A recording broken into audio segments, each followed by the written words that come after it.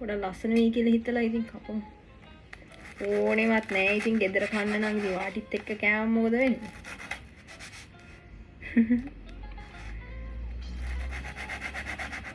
හරි ඒක කපා ගත්තා.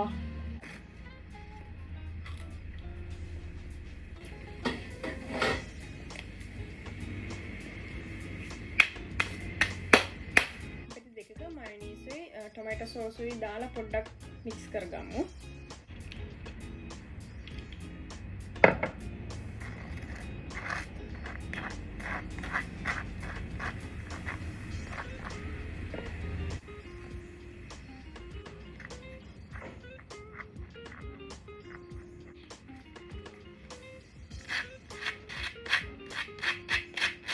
මුලින් පොඩි මිස්ටේක් එකක්. එහෙම වෙනවා ඉතින් උයනකොට මේක ෆිල්ම් එකක් නෙමෙයිනේ. මුලින්ම මේකට අපි තියාගමු මොනවා තිබ්බොත්ද හොඳ. අපි මේකට මම බිත්තරයකුත් හදාගත්ත මට ඒක කියන්න අමතකුණා. බිත්තරය. ටික කපගමු. මේක මම මෙහෙම තියලා ඒකේ උඩින් මේක. ඒක උඩට අපි චිකන් තියාගමු. මම නිකන් අර ස්ලයිස් වගේ කැපුවේ වුණාට එහෙම ඇවිල්ලා නෑ. මේ වගේ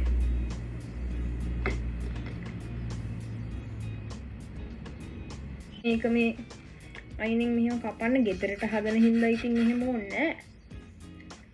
ගෙදර අයනේ කන්නේ. අපි ඒකට ලුණු තියමු.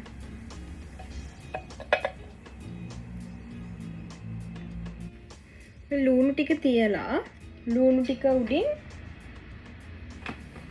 චීස් ස්ලයිස් එකක් දාන්න.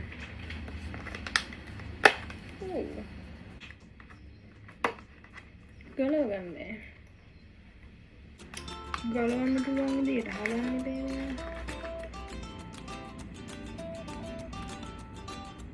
ස්ලයිස් එකක් තියලා ඊපස්සේ මේක උඩින් සලාද කොළ ටිකක්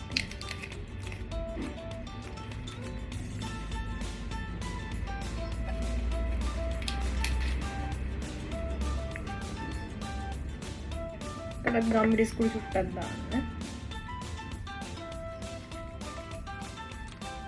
ලුණු චුට්ටකුත් දාන්න.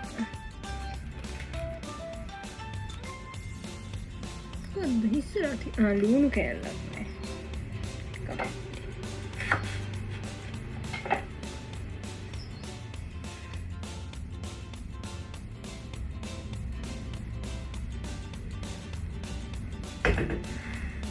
මේ කොන් දෙකෙන් ටූත් පික් දෙකක් ගහගන්න. නැත්නම් අපි මේක මැදින් කපනකොට අර එහෙම යනවා. එතකොට හරියට කපා ගන්න බැරි වෙනවනේ. ඒක හින්දා මේ දෙපැත්තෙන් කපන්න. ඔයාලට ඕන 4ට කපන්න. මේ දෙපැත්තෙන් ගහගන්න. මම කපන්නේ 2ට. පුළුවන් නෑනේ. මේ ටිකම දාන්න ඕනේ නෑ චිකන් නැත්තම් එක බිත්තරයක් විතරක් දාගන්න. එක්ක හැම් තියෙනවා නම් හැම්, බේකන් නම් බේකන් ඕන දෙයක් දාලා හදාගන්න. නැත්තම් ෆිෂ් උනා සැමන් අන්න ඒකත් හොඳයි. අර නිකම්ම පාන් එකක් දෙනවට වඩා පොඩි වෙනසක් කරලා දුන්නම ආස හිතෙනවනේ. ඉතින් පොඩ්ඩක් try එකක් දීලා බලන්න. මේක අපි කපමු. කැපෙන්නේ නැහැ.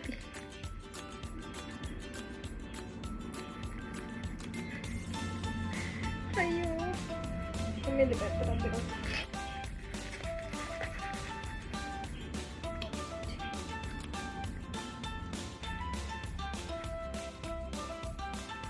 ලුණු එහෙම හැලුණා කපන්න යනකොට.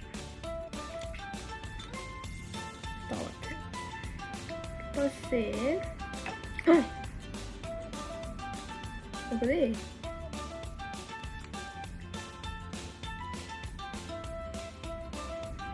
ලස්සනයිනේ. ඕකේ. මේක ලස්සනට ප්‍රසන්ට් කරමු. ඉතින් මෙහෙම හරි කොහොම හරි ඉතින්